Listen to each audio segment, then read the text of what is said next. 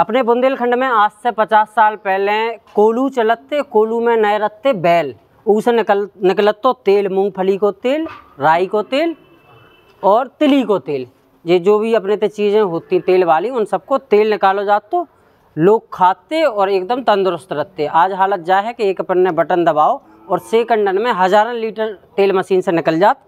गांव देहात क्षेत्र में स्पेलर लगे, उनसे तेल निकल रहा है, गरम गरम खरी निकल रही है, लेकिन वह स्पीड इतनी रहतू की कि जो तेल हम लोगों को मिल रहा हो वो कितों न कितों जू की पोषक तत्व वे ख़त्म हो जात। यही को लेके आज एक नई पहल शुरू करी है। ब्रजेश पाठक कतौली महाराज के नाम से इन्हें जानत हैं, बड़े गौसेवक हैं, गौ सेवा करत हैं और सुरभि गौशाला बुंदेलखंड की चर्चित गौशाला है। यही गौशाला में एक जगह दी गई अब कोलून के लाना है। आज 3 कोलू लगाए गए।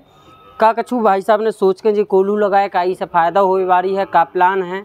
कई तो जा रही है कि अगर ई पे बुंदेलखंड के गांव में जो ठलुआ मोड़ा बैठे तनक दिमाग लगा लें तो इसे हज़ारों लाखन की आमदनी कर सकते हैं। भाई साहब विस्तार से बताएं कि कितने पैसा कमा सकते। कैसे पैसन की अपन बात करो तो हर आदमी वीडियो देखा तो गौर से वीडियो देखा, तो भाई साहब से ऐसे ही से शुरू करें। भाई साहब काई की पूरी योजना है, कैसे सबसे पहले अपन बेरोजगारी से शुरू करें कि अपने बुंदेलखंड में हर अथाई पे 10-25 मोड़ा हर गांव में बैठे मिलत ठलुआ जी को कोनो काम नहीं है, इसे कैसे भी पैसा कमा सका, तो इसे का लाभ है? इसे नायक जी 25-30 हज़ार रुपये की लागत है इसकी। हाँ। और बैल आपको घूम रहे हैं सड़कों पे, ठीक है, किसान परेशान है, हाँ। आप बैल पकड़ लाओ और इसको शुरू कर दो। इसमें लागत है मात्र 6,000 रुपये रोज की। हाँ। आप 6,000 रुपये का माल निकाल लो और शाम के मार्केट में बेच दो। 6,000 की पूंजी वो लगेगी और आपको 30,000 रुपये की समझ लो मशीन 35,000 40,000 में आपका सब बन जाएगा। और 20 फुट की जगह लगना है। आप चाहे खेत पे लगा लो चाहे घर में लगा लो। तो हमारे यहाँ जब जी लग जाएगा तो हर व्यक्ति के यहाँ अगर वो जी चाहेगा कि हमें लगाना है युवा, तो वो 1,000-1,500 रुपया रोज कमा सकता है। इसके अलावा और का शारीरिक का फायदा है? शारीरिक फायदा इसमें ये है कि हमारा जी कोलू है 2 RPM पे चलता है। ठीक। ज्यादा से ज्यादा 3 RPM पे चलेगा। हाँ। थोड़ा अगर बेल को थोड़ा आगे बढ़ा दिया जाए तो वो 3 RPM पे हो सकता है। और 3 RPM पे चलेगा तो इसका तेल कुल निकलेगा, ठंडा निकलेगा। और जब तेल ठंडा निकलेगा तो उसके पोषक तत्व खत्म नहीं होंगे। RPM मतलब 3 राउंड पर मिनट या 2 राउंड पर मिनट? 2 राउंड पर मिनट। और अगर इस RPM पे वो निकल रहा तो उसके तत्व कोई खत्म नहीं होंगे। वो तेल हमारे लिए बहुत स्वास्थ्य के लिए बहुत लाभदायक है। हमारे पुराने जो हमारे पूर्वज थे वे जो ही तेल निकाल के जो ही खाते, ना उन्हें डायबिटीज थी, ना उन्हें ब्लड प्रेशर हतो, ना उन्हें कैंसर होतो। यही को कारण हतो। तो इनमें लागत लगने 35 से 40 हज़ार रुपया। हाँ। बैला अपने गांव देहात में फ्री में मिल जाए, सुबह बांधो उन्हें खुआओ और तेल निकालो और अपना काम धंधो और बैल बचाओ। ठीक है। अभी में काय को तेल निकले भाई साहब? इसमें आप गरी का तेल निकाल सकते, सरसों का तेल निकाल सकते, राई को तेल निकाल सका, तिली को तेल निकाल सका, जिस चीज का तेल चाहे आप निकाल सकते। हाँ। अब जा बताओ भाई साहब कि ऐसी उपज आई कहाँ से दिमाग में? क्या है कि हम गाय है हमारे पास, 200-250 गाय है हमारे पास। जो बछड़े हुए वो बछड़े दूसरे लोग ले गए, हम उनके यहाँ देखने गए तो वहाँ बछड़ा हमारा नहीं मिला। हमने कहा बोले रिश्तेदारी में दे दिया।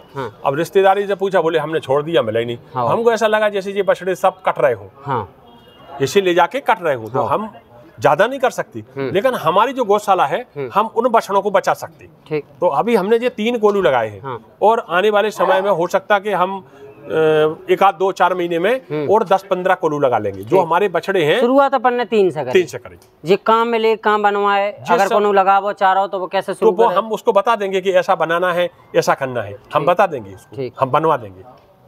जी बनवाना है तो अब 3 हैं, अब 10। अगर गांव में जी भाई साहब एक बार फिर से शुरू हो जाए कोलू तो इससे कछु लाभ एक व्यापक स्तर पे कोनो लाभ हो सकत, बेरोजगारी स्तर पे या स्वास्थ्य के स्तर पे, अगर या अन्ना जानवर की एक बहुत बड़ी समस्या है अपने बुंदेलखंड में? अन्ना जानवर तो बचेगा। बैल जब बचेगा तो जब बैल का कहाँ से आता? बैल तो गाय से आता ना। जब गाय बछड़ा देगी तभी तो बैल बनता है। और अगर हमने बैल को बचाया तो बैल की हमें जरूरत है फिर, तो फिर बैल कहाँ से आएगा? गाय से आएगा। तो फिर हमें गाय भी सुरक्षित करना पड़ेगी, फिर हमें गाय की सेवा करना पड़ेगी क्योंकि वो फिर बैल देगी।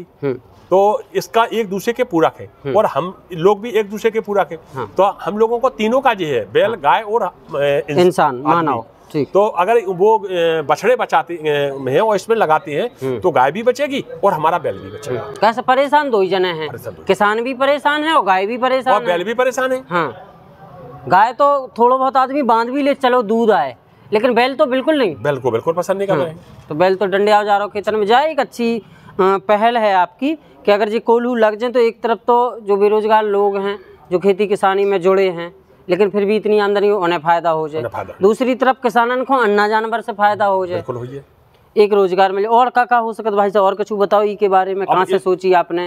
ये तो हमने इसलिए सोचा कि हमारे जब बछड़े नहीं मिल रहा है हमको कि कहाँ चले गए, तो हमें अपने बछड़ों को बचाने के लिए हमें एक चीज की जरूरत पड़ गई, तो इसका आविष्कार हो गया हमारे। ठीक ठीक, जगह है जो हम आपको सबसे पहले जगह बता दें कि कितने, अगर आप भी देखो चाहो तो कि जो कोल्हू कितने चल रहा हो तो आप नेशनल हाईवे जो है झांसी खजुराहो राजमार्ग पे मऊरानीपुर एक चर्चित जगह है, नगर पालिका है, अच्छी खासी आबादी है। आप इंटरनेट पे मऊरानीपुर डालो, देश दुनिया में जितने से भी देख रही वीडियो को, और मऊरानीपुर में नेशनल हाईवे के किनारे मऊरानीपुर में सुरभि गौशाला है, ब्रजेश पाठक उर्फ कतौली महाराज की।